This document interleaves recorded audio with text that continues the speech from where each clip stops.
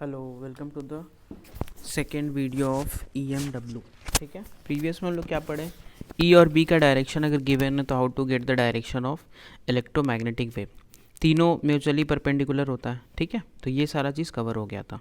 अब यहाँ पे क्या है ना, जैसे मान लो इलेक्ट्रोडाइनमिक्स जो है उसके ऊपर मैक्सवेल का क्या क्या, मतलब उनका जो डिस्कवरी था कि वो कैसे बताएं कि करंट के कारण मैग्नेटिक फील्ड, कैपेसिटर में भी मैग्नेटिक फील्ड जो आता है, ठीक है, वो सारा चीज़ हम लोग पढ़ेंगे। तो देखो, एम्पियर सर्किटल्स लॉ क्या है, याद है? B.dl मतलब line integral of magnetic field is equals to mu naught times the I net, अंदर से जो करंट जा रहा होगा। तो electric current produces magnetic field and is calculated using this. यही तो था। ये फॉर्मूला कब लगाएंगे? जब मैग्नेटिक फील्ड सरफेस पे टाइम के साथ चेंज नहीं कर रहा हो। मतलब एंगल तो कुछ बना सकता है, जैसे मान लो इधर DL है, इधर B है और ये थीटा, तो B डॉट डी एल क्या हो जाएगा? BDL cos theta, BDL cos theta. तो हम लोग क्या लिख लेंगे यहाँ पे कि जब मैग्नेटिक फील्ड सरफेस पे कांस्टेंट होगा ना टाइम के साथ, तो उसका लाइन इंटीग्रल मतलब हर पॉइंट का B.dl will be equals to mu naught times the I. ठीक है, अब सेम चीज़ को ना जब हम लोग एक चार्जिंग कैपेसिटर ले लो, ठीक है, मतलब यहाँ से करंट ऐसा फ्लो कर रहा है इधर से इधर, तो इधर से ये क्या कर रहा है, पॉजिटिव चार्ज को निकाल के इस प्लेट पे दे रहा है, तो ये पॉजिटिव हो रहा है, ये नेगेटिव हो रहा है। ठीक है, अब अगर हम अंदर में कोई सरफेस ले लें, प्लेट्स के अंदर में, ठीक है, प्लेट्स के अंदर में एक सरफेस ले लें, तो इस सरफेस के अंदर क्या कोई करंट है? इस सरफेस के अंदर क्या कोई करंट है, बताओ? नहीं, इस सरफेस के अंदर तो कोई भी करंट नहीं है। ठीक है, तो यहाँ पे आई नेट तो ज़ीरो हो गया, तो मैग्नेटिक फील्ड तो सरफेस पे ज़ीरो होना चाहिए था। अगर अंदर कोई करंट नहीं है तो magnetic field at each and every point on the surface should be zero. लेकिन यहाँ पे मैग्नेटिक फील्ड ज़ीरो नहीं आया। ध्यान से देखो, जब यहाँ पे हम लोग नीडल रखे ना, मैग्नेटिक नीडल, तो वो डिफ्लेक्ट हुआ। इसका मतलब अंदर में मैग्नेटिक फील्ड था। तो पूरा का पूरा एम्पियर सर्किटल लॉ यहाँ पे फेल हो रहा था, और ये बहुत ही बड़ा प्रॉब्लम आया कि यार कैसे यहाँ पे मैग्नेटिक फील्ड, और ये मैग्नेटिक फील्ड जो यहाँ पे आ रहा था वो इस पॉइंट की एग्जैक्टली इक्वल आ रहा था। मतलब डायरेक्शन भी सेम था, मैग्नीट्यूड भी सेम था, जितना नीडल यहाँ पे डिफ्लेक्ट कर रहा था वही वही यहाँ पे कर रहा था। तो यहाँ पे तो हम लोग निकाल सकते हैं यार, क्योंकि यहाँ पे अगर हम कोई लूप ले लें ऐसा करके, तो उसके अंदर से करंट तो जा रहा है, तो B.dl लगा कि यहाँ पे तो B नॉन ज़ीरो होगा ही। लेकिन यहाँ पे तो कोई करंट ही नहीं है ना, तो यहाँ पे मैग्नेटिक फील्ड कैसे आ रहा है? सबसे बड़ा क्वेश्चन ये था। अब ना मैक्सवेल क्या बोले कि यहाँ पे इलेक्ट्रिक फील्ड चेंज हो रहा है। कैसे? अगर ये चार्ज हो रहा है तो यहाँ पे प्लस माइनस, नेक्स्ट इंस्टेंट में यहाँ और प्लस, यहाँ और माइनस, यहाँ पे और प्लस और माइनस।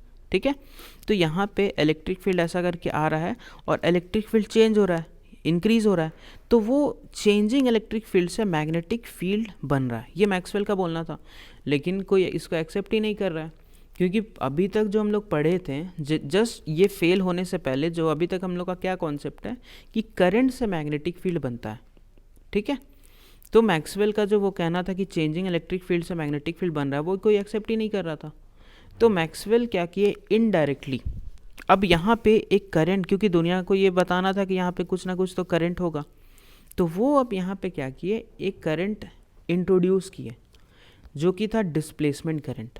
ठीक है, क्यों? क्योंकि यहाँ पे मैग्नेटिक फील्ड आ रहा था, और ये मैग्नेटिक फील्ड का एक्चुअल रीज़न था चेंजिंग इलेक्ट्रिक फील्ड, लेकिन दुनिया ये एक्सेप्ट नहीं कर रहा था, क्योंकि एम्पियर जैसे बड़े साइंटिस्ट का यहाँ पे फेलियर हो रहा था।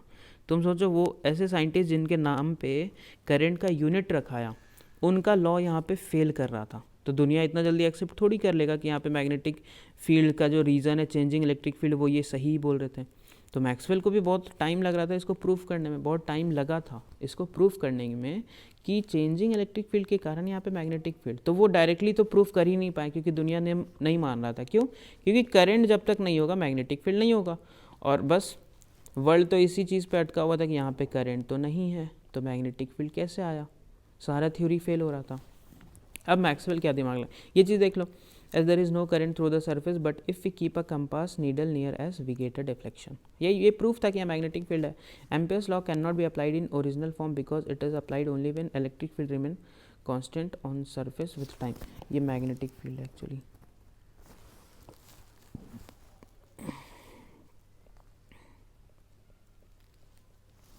ठीक है। तो यार यहाँ पे अगर हम एम्पियर लगा भी दे तो भी वो फेल होगा म्यू नॉट इंटू आई से, ठीक है। तो यहाँ पे क्या किया गया, अब तुम ध्यान से देखो, मतलब ये फेलियर, अभी बस इतना याद रखो कि ये फेल हो चुका है, ठीक है। कैपेसिटर में एक फेलियर आया था। अब मैक्सवेल क्या किया वो बाद में पढ़ेंगे। अब यहाँ पे सारा ये एम्पियर सर्किटल्स लॉ, ठीक है, Faraday's law, Gauss law, क्रिचॉप्स law, जितना भी इलेक्ट्रोडायनेमिक्स के 4 चैप्टर में सबको समराइज हो गया था मैक्सवेल सबको समराइज कर दिए थे, ठीक है। तो अभी तो ये एम्पियर का फेलियर आया। अब हम लोग देखते हैं फैराडेज लॉ। फैराडेज लॉ क्या था यार बताओ, याद है? फैराडेज लॉ अगर तुमको याद हो कि यहाँ जब ये जाता है तो एक क्या आता है, मैग्नेटिक, इसमें करंट आता है, ठीक है। करंट मतलब फ्लो ऑफ चार्ज, और चार्ज को कौन फ्लो करवाता है? पहले जो ये चार्ज था ये यहाँ पे रुका हुआ तो मानते हैं ना।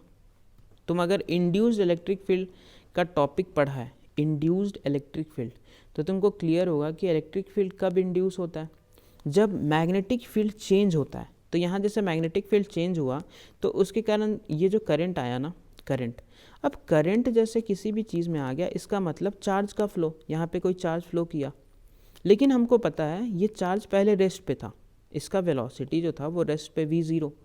तो यार ये मैग्नेटिक फील्ड रेस्ट चार्ज पे फोर्स कैसे लगा दिया, बिकॉज मैग्नेटिक फील्ड जो एक चार्ज पार्टिकल पे फोर्स लगाता है वो होता है QVB साइन थीटा।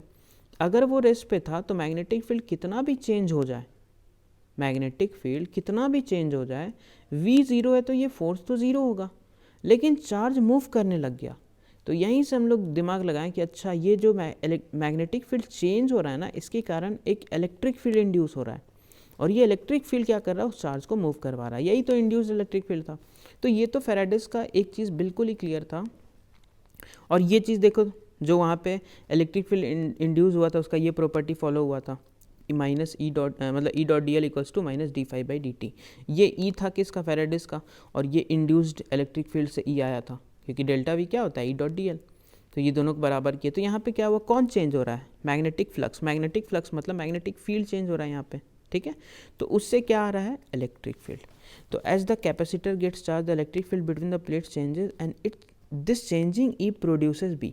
यहाँ पे क्या हुआ, चेंजिंग मैग्नेटिक फील्ड ई को प्रोड्यूस किया, और जब मैक्सवेल ये बात बताएं कि चेंजिंग इलेक्ट्रिक फील्ड भी बी को प्रोड्यूस कर सकता है, अभी क्या हुआ, चेंजिंग बी यहाँ पे चेंज हो रहा है, उससे इलेक्ट्रिक फील्ड आ गया, ठीक है। और जब ई चेंज हुआ, इस प्लेट्स के बीच में ई चेंज हुआ, तो इससे मैग्नेटिक फील्ड आया, ये बात कोई एक्सेप्ट नहीं कर रहा था, ठीक है। तो उसको करेक्शन के लिए अब देखो क्या किया गया यहाँ पे, करेक्शन इन एम्पियर्स लॉ।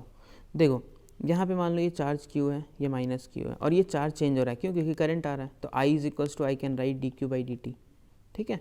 तो ये जो चीज़ आया ना, अब यहाँ पे इसके इस सरफेस के अंदर का फ्लक्स कितना हो जाएगा बताओ, इस सरफेस के अंदर का flux is equals to E into area. E कितना हो जाएगा, सिग्मा बाई एप्सिलॉन नॉट, और सिग्मा क्या हो जाएगा, क्यू बाई ए। तो Q by A epsilon naught into A, तो अंदर का फ्लक्स जो आ जाएगा वो आ जाएगा क्यू बाई एप्सिलॉन नॉट, जो यहाँ पे प्रूफ किया हम। अब इसका rate of change D phi E by D T निकालो, तो ये 1 by epsilon naught D Q by D T is equals to, D Q by D T को क्या लिख सकते हैं, आई बाई एप्सिलॉन नॉट। तो ये जो आई आया, यही था एक यहाँ पे करंट को, बस ये करंट देखो एक्चुअल में एक वर्चुअल चीज़ है, हम लोग मान रहे हैं कि यहाँ पे करंट फ्लो कर रहा है, क्योंकि बिना करंट का मैग्नेटिक फील्ड को डिफाइन करना पॉसिबल नहीं था ना। तो एक नया नाम करंट को दिया गया जो आ जाएगा epsilon naught into D phi E by D T, epsilon naught into D phi E by D T. ये जो करंट आया इसको नाम दिया गया डिस्प्लेसमेंट करंट। अब मैक्सवेल का काम बहुत ही आसान हो चुका था, क्योंकि लोग तो यही मान रहे थे कि करंट से आता, मैक्सवेल एक नया करंट इंट्रोड्यूस कर दिए, आई डी, ये डिस्प्लेसमेंट करंट। तो अब पहले वो क्या बोल रहे थे, सोचो मैक्सवेल, कि इलेक्ट्रिक फील्ड चेंज हो रहा है जिसके कारण मैग्नेटिक फील्ड आ रहा है, इसको कोई एक्सेप्ट नहीं कर रहा था, बोलता ऐसे कैसे हो जाएगा। अब मैक्सवेल सेम चीज़ बोल रहे थे लेकिन दूसरे तरीके से, मतलब चेंजिंग इलेक्ट्रिक फील्ड से एक करंट आया, और इस करंट से मैग्नेटिक फील्ड आया। दुनिया को जो लैंग्वेज में समझना था उसी लैंग्वेज में वो समझा दिए, ठीक है। ये देखो, ये जो करंट है वो फाई ई का चेंज से आ रहा है, देखो ध्यान से, ये चीज़ अगर फाई ई कॉन्स्टेंट हो गया तो D phi by D T zero हो जाएगा, ठीक है। तो क्या हो जा रहा है यहाँ पे, ध्यान से देखो कि फाई ई चेंज होगा तभी ये करंट आएगा, ठीक है। तो मैक्सवेल का कहना यहाँ पे अब जो कहना था वो धीरे धीरे एक्सेप्ट किया जा रहा था, ठीक है। ये इलेक्ट्रिक फील्ड के चेंज से एक करंट आएगा और उस करंट से मैग्नेटिक फील्ड आएगा, ठीक है। तो ये जो टर्म था वो एक तरह का मिसिंग तुम बोल सकता है, ठीक है। तो B dot D L equals to, अंदर में म्यू नॉट इंटू आई लगाएंगे और वो आई था डिस्प्लेसमेंट करंट, क्लियर। अब यहाँ पे ध्यान से देखो, तो अब एम्पियर सर्किटल हम लोग कैसा लगाएंगे, B dot D L equals to mu naught I plus I D. ये आई वाई कंडक्शन करंट है जो rate of flow of charge के कारण हो रहा है, और आई डी क्या है, आई डी है चेंजिंग इलेक्ट्रिक फील्ड के कारण एक करंट आ रहा है, और इसका वैल्यू क्या है, epsilon naught into D phi E by D T, ठीक है। तो इसको ऐसे लगा लेंगे, mu naught into I C plus I D. I C है कंडक्शन करंट और आई डी है डिस्प्लेसमेंट करंट। तो अगर तुमको इस कैपेसिटर के बाहर लगाना है तो यहाँ आई सी आ जाएगा, यहाँ तो आई डी ज़ीरो हो गया, ठीक है। और अंदर लगाना है तो आई सी ज़ीरो हो गया, यहाँ पे आई डी आ जाएगा, clear. Conduction current displacement current, okay. ये आई डी जो ये हो गया, क्या क्लियर है। तो वही है कि two types of current are possible in the region with varying electric field, I C current carried by conductor due to flow of charges. यहाँ जो अभी तक हम लोग बचपन से पढ़ते आए हैं, charge is nothing but flow of, मतलब current is nothing but flow of charge, वो था आई सी, ठीक है। और डिस्प्लेसमेंट करंट क्या था, current produce due to changing electric field. Changing electric field के कारण जो करंट आएगा that is nothing but I D, ठीक है। और आई डी का जब वैल्यू निकालेंगे ना, देखो यहाँ पे ये चीज़ आई होप क्लियर हो गया होगा, ठीक है। तो यहाँ पे जब वैल्यू निकालेंगे ना तो देखो वैल्यू क्या आ जाएगा, ये जो चीज़ आएगा, so that I C is equals to I D, so that I C is equals to I D. अब तुमको कैसे प्रूव करना है, इधर हम लोग ये आई सी है, इधर आई डी, आई सी तो अब यहाँ पे मान लो चार्ज क्यू है और यहाँ माइनस क्यू, तो आई सी तो यार क्लियर है D Q by D T होता है। अब आई डी क्या होता है, epsilon naught D phi V by D T. Phi E को पुट कर दो area into electric field sigma by epsilon, sigma को क्यू बाई ए कट जाएगा, ठीक है। तो एप्सिलॉन नॉट बाहर ले आओ तो D Q by D T, ये भी वही आ गया, लेकिन ये इसका थोड़ा सा बोलने का चीज़ अलग है, दोनों ही D Q by D T आ गया। यहाँ से क्या कोई चार्ज इधर फ्लो कर रहा है, बोलो, चार्ज तो फ्लो नहीं कर रहा है, फिर ये D Q by D T क्या है। तो डिस्प्लेसमेंट करंट और कंडक्शन करंट सेम ही है। डिस्प्लेसमेंट कंडक्शन करंट होता है rate of flow of charge, लेकिन डिस्प्लेसमेंट करंट को हम rate of flow of charge कैसे बोले, क्योंकि यहाँ से तो फ्लो ही नहीं कर रहा है। तो इसको हम लोग क्या बोल देंगे, rate of increase of charge on capacitor, मतलब rate at which charge on capacitor is increasing, ठीक है। तो आई सी वही D Q by D T को हम लोग एक नया टर्म देंगे, rate of flow of charge, और आई डी हो जाएगा rate of change of charge on the plates of capacitor, जो कि डी, तो दोनों सेम है, ठीक है। तो ये क्वेश्चन देख लो, the charge on parallel plate capacitor is Q is equals to Q naught sine omega T, find the magnitude of I D. Simple D Q by D T कर दो, simple D Q by D T, क्योंकि I सी जो होगा वही तो I D होगा, ठीक है। तो इसको सॉल्व कर दो, ये आ जाएगा, इसका D Q by D T कर दो, ओमेगा बाहर आ जाएगा, Q not into omega into cos omega T, ठीक है। अच्छा, अ parallel plate capacitor with plate area A and separation between the plates D is charged by a constant current I. Consider a plane surface area A by 2 parallel to the plates and drawn simultaneously between the plates. The displacement current through this area is. ठीक है यार, देखो ये अगर हम plate मान लें तो इधर से जो करंट आ रहा है वो I आ रहा है, तो इसमें टोटल जो ID होगा वो I के बराबर होगा, क्योंकि हमको पता है ID इक्वल्स टू IC होता है।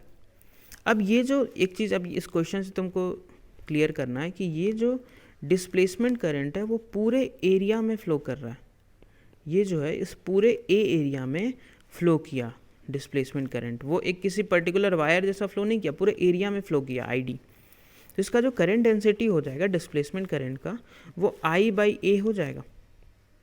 तो अब ये बोला कि अगर ए बाई टू एरिया ले ले, ए बाई टू एरिया, तो इसके अंदर से कितना करंट जाएगा, तो इसके अंदर से कितना करंट जाएगा, current density into area A by two, और करंट डेंसिटी क्या है आई बाई ए, यूनिफॉर्मली डिस्ट्रीब्यूटेड। तो सिंपल सा आंसर आ जाएगा आई बाई टू। मतलब ए एरिया से आई जा रहा है तो a/2 से i/2 जाएगा, यही आंसर। ठीक है, next question, the voltage between the plates of a parallel plate capacitor of capacitance 1 microfarad is changing at the rate of 5 volt per second, what will the displacement current in the circuit. यार तुम ध्यान से देखो, हमको dq/dt तो निकालना है, इसमें c दिया हुआ है और dv/dt दिया हुआ है, rate changing 5 volt per second मतलब क्या, dv/dt। तो इसका जो i हो जाएगा वो क्या हो जाएगा, dq/dt। q को हम क्या लिख सकते हैं, c इंटू वी। अब इसमें से c बाहर ले लो तो ये हो जाएगा dv/dt। ये चीज़ देखो ध्यान से, c इंटू dv/dt। क्या ये चीज़ क्लियर है? dq/dt, q को c भी लिखो, c बाहर ले लो, और dv/dt दिया हुआ है, c दिया हुआ है, निकाल लो id, क्योंकि जो IC होगा वही तो id होगा। A parallel plate capacitor of capacitance 5 microfarad is being charged so that the current has a steady value of 100 milliampere। Current दे दिया, ठीक है। Calculate the rate of change of potential difference. अभी हम लोग फॉर्मूला पढ़े ना, I is equal to क्या, C into dv/dt। नहीं तो फॉर्मूला है ना, यही तो फॉर्मूला है, dq/dt में c बाहर ले लो तो ये हो जाएगा। अब dv/dt पूछ रहा है, करंट और कैपेसिटेंस दिया हुआ, क्या तुम निकाल लेगा, यही सॉल्यूशन है, देख लो। ठीक है, तो आई होप ये चीज़ तुमको क्लियर हुआ। अब जो मैक्सवेल का इक्वेशंस आया, मैक्सवेल वो चारों जो मेन अब ये चारों से ना तुम वो पूरा का पूरा चैप्टर का सारा डेरिवेशन हो जाएगा, लेकिन वो डेरिवेशन कैसे होगा ये आउट ऑफ सिलेबस है। ठीक है, तो इसके बाद मैक्सवेल सारा चीज़ बता दिए। Whole subject of electricity and magnetism can be describe mathematically with the help of 4 equation. Gauss law का ये था E.dA। Gauss law in magnetism, magnetism मतलब जैसे मान लो एक लूप के अंदर एक मैग्नेट रख दो, नॉर्थ और साउथ, तो नॉर्थ से निकला साउथ में, नॉर्थ से निकला साउथ में, नॉर्थ से साउथ, ऐसा ऐसा करके। ठीक है, ये अब तुम यहाँ पे ध्यान से देखो ना, तो जितना इससे बाहर गया लाइंस उतना ही अंदर आया। अगर मैग्नेट को तुम रख दो तो जितना बाहर गया उतना अंदर आ जाएगा, तो इसका B.dA हो जाएगा 0। फ्लक्स ही तो था, फ्लक्स मतलब अगर कहीं से फ्लक्स बाहर जा रहा है तो इस ये क्या हो जाएगा, Q/ε0। अगर एक चार्ज को रख देते हैं, अगर एक मैग्नेट को रख देंगे तो जो लाइन बाहर गया वो अंदर भी आएगा, इसीलिए 0 हो जाएगा। ठीक है, फैराडेज लॉ ये था, E.dl equals to minus d5/dt, अभी जो हम लोग पढ़े, और एम्पियर्स का लॉ ये वाला था। ठीक है, ये 4 लॉ से EMW प्रूफ हो रहा था। अब जो था, अब तुम ध्यान से देखो कैपेसिटर में क्या हुआ यार, कैपेसिटर में अब तो क्लियर हो गया कि इलेक्ट्रिक फील्ड चेंज हुआ, चेंजिंग इलेक्ट्रिक फील्ड से हम लोग को मैग्नेटिक फील्ड मिला। और फैराडेज से क्या क्लियर हुआ था, देखो कि यहाँ magnetic field, changing magnetic field से इलेक्ट्रिक फील्ड मिला। ठीक है, तो ये दोनों ही सोर्स हुआ EMW का। EMW पहला क्लास में बताया क्या था, दोनों एक दूसरे के परपेंडिकुलर और दोनों ही चेंज हो रहा है। तो जैसे मान लो इलेक्ट्रिक फील्ड, ये इलेक्ट्रिक फील्ड चेंज हुआ तो ये क्या किया, इधर मैग्नेटिक फील्ड बनाया, ये मैग्नेटिक फील्ड फिर चेंज हुआ तो ये इलेक्ट्रिक फील्ड बनाया, फिर ये चेंज हुआ मैग्नेटिक फील्ड बनाया, फिर इलेक्ट्रिक फील्ड मैग्नेटिक फील्ड, ऐसा करके ये लोग आगे जा रहा है, एक दूसरे के चेंज से दूसरा बनते जा रहा है। जैसे E चेंज हुआ B बना, B चेंज हुआ E बना, तो एक दूसरे को प्रोड्यूस करते करते, और ये जो मूव कर रहा है ना, ये स्पीड ऑफ लाइट से मूव कर रहा है। ठीक है, तो using Maxwell equation we can prove that an EM wave travelling along x axis having electric, ये चीज़ तो हम लोग बात कर लिए। देखो ω_t - kx, x मतलब क्या कि वेव जो है वो x डायरेक्शन में जा रहा है, और y मतलब क्या, इलेक्ट्रिक फील्ड y में वाइब्रेट कर रहा है, मतलब ऑसिलेट कर रहा है। BZ मतलब मैग्नेटिक फील्ड z में ऑसिलेट कर रहा है, और इलेक्ट्रिक फील्ड और EMW x में जा रहा है। ठीक है, the electric and magnetic field satisfy the following wave equation. अच्छा, इसका प्रूफ भी फिर से सिलेबस में नहीं है, तो इसको जब तुम डबल डिफ्रेंशिएट कर देगा E को, तो μ0ε0 कुछ ऐसा आ जाता है, μ0ε0।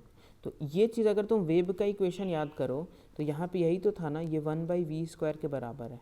ठीक है, तो यहाँ से जब तुम स्पीड ऑफ लाइट निकालेगा, electromagnetic wave travel through vacuum with speed, हाँ इस चीज़ को इक्वेलेंट किसके कर दो, 1/c², तो μ0 इंटू ε0 इक्वल्स टू 1/c², तो c आ जाएगा 1/√ऑफ μ0 इंटू ε0। ठीक है, अगर ये फ्री स्पेस या वैक्यूम का है, अगर कोई मीडियम दे दे तो ये हो जाएगा म्यू और ये हो जाएगा ई, ऐसा करके, ठीक है। तो 1 म्यू को mu naught into mu R लिख सकते हैं, और एप्सिलॉन को epsilon naught into epsilon R. तो इसको ध्यान से देखो क्या लिख देंगे, 1/म्यू naught into mu R into sorry mu naught into, यहाँ देखो जो लिखे हैं यार, म्यू ई को ऐसा लिख सकते हैं, म्यू ऑफ मीडियम को क्या लिख सकते हैं, mu naught into mu R, और ई ऑफ मीडियम को क्या लिख सकते हैं, epsilon naught into relative permittivity, ठीक है। ये दोनों लिख लो। अब म्यू नॉट और एप्सिलॉन नॉट 1/रूट म्यू नॉट एम सी बन गया, और ये बना mu R into epsilon R. अच्छा, v is equals to C by, ये बना क्या, रिफ्रैक्टिव इंडेक्स ही तो बना, क्योंकि c बाई वी जो आ जाएगा वो ये आ जाएगा, और किसी भी मीडियम में स्पीड ऑफ लाइट बाई उस मीडियम का स्पीड तो रिफ्रैक्टिव इंडेक्स होता है, तो ये बन गया refractive index. Refractive index of that medium equals to under root mu R into epsilon R, ठीक है। और ये चीज़ भी लास्ट तक याद करना है कि जैसे पीक वैल्यू या आरएमएस वैल्यू किसी भी इंस्टेंट पे अगर इलेक्ट्रिक फील्ड का मैग्नीट्यूड ई है ना, तो मैग्नेटिक फील्ड का मैग्नीट्यूड हो जाएगा ई बाई सी। इनके मैग्नीट्यूड में बहुत ज़्यादा डिफरेंस होता है। इलेक्ट्रिक फील्ड का मैग्नीट्यूड अगर ई है तो उस मैग्नीट्यूड को सी से डिवाइड कर दो तो उस टाइम का मैग्नेटिक फील्ड निकल जाएगा, ठीक है। अगर पीक वैल्यू लेना है तो E naught by C is equals to B naught, तो बी नॉट जो होता है बहुत ही कम होता है as compare to electric field, clear. तो बाकी ये इलेक्ट्रोमैग्नेटिक स्पेक्ट्रम हम लोग नेक्स्ट लेक्चर में करते हैं, ठीक है।